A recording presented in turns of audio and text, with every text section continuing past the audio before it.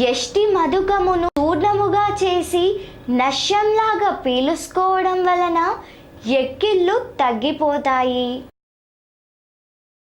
ఒకే ప్రమాణంలో ఉన్న గుగ్గిలం, మైనము మనిషిలను మెత్తగా నూరి వచ్చిన దానిని నిప్పులపై వేస్తే వచ్చిన ఆ పొగను పీలుసుకోవడం వలన ఎక్కిళ్ళు తగ్గిపోతాయి.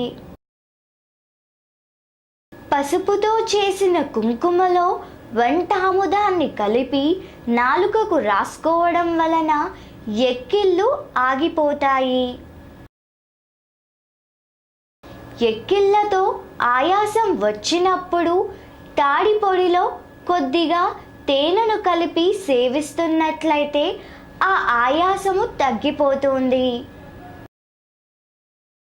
తేనెలో కొద్దిగా సొంటి పొడిని కలిపి సేవిస్తూ ఉండడం వలన ఎక్కిళ్ళు తగ్గిపోతాయి.